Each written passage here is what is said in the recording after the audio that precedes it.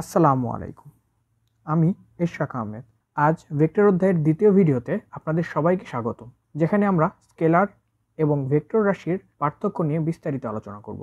চলুন শুরু করা যাক। স্কেলার এবং ভেক্টর রাশির প্রথম পার্থক্য শুরু হয় তাদের সংজ্ঞা দিয়ে। গত ভিডিওতে আমরা স্কেলার এবং ভেক্টর রাশির সংজ্ঞা সম্পর্কে জেনেছি। যে সকল রাশি সম্পূর্ণরূপে প্রকাশ করতে শুধুমাত্র মান যথেষ্ট, তাদেরকে স্কেলার রাশি, এবং যে সকল রাশিকে সম্পূর্ণরূপে প্রকাশ করতে মানের সাথে সাথে দিকেরও প্রয়োজন হয়, তাদেরকে ভেক্টর রাশি বলে। এবার চলুন আসা যাক দ্বিতীয় পার্থক্যটিতে। এদের দ্বিতীয় পার্থক্যটি হলো এদের পরিবর্তন কিভাবে হয়।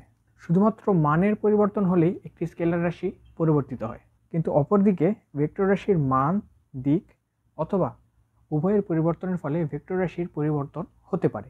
স্কেলার এবং ভেক্টরের তৃতীয় পার্থক্যটি হলো সাধারণ বীজগণিতীয় নিয়মে একটি স্কেলার রাশিকে যোগ বিয়োগ গুণ ভাগ করা যায়, কিন্তু অপরদিকে একটি ভেক্টর রাশিকে সাধারণ বীজগণিতীয় নিয়মে যোগ বিয়োগ গুণ কোনোটি করা যায় না। পরবর্তী ভিডিওগুলোতে আমরা ভেক্টরের যোগ বিয়োগ গুণ ইত্যাদি সম্পর্কে বিস্তারিত জানব। স্কেলার এবং ভেক্টর রাশির চতুর্থ পার্থক্যটি হলো গুণনের ক্ষেত্রে যে কোনো একটি স্কেলার রাশি শূন্য হলে এদের গুণফল শূন্য হয়। অপরদিকে দুটি অশূন্য ভেক্টরকে গুণ করার ফলে এদের ফলাফল শূন্য হতে পারে। আমরা পরবর্তী লেকচারে ভেক্টর গুণন সম্পর্কে বিস্তারিত আলোচনা করব।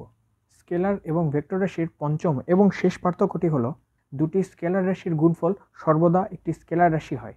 অপরদিকে দুটি ভেক্টরের গুণফল এদের ধরনের উপর নির্ভর করে স্কেলার অথবা ভেক্টর হতে পারে। তো আজ এই পর্যন্তই, দেখা হচ্ছে পরের ভিডিওতে। ধন্যবাদ।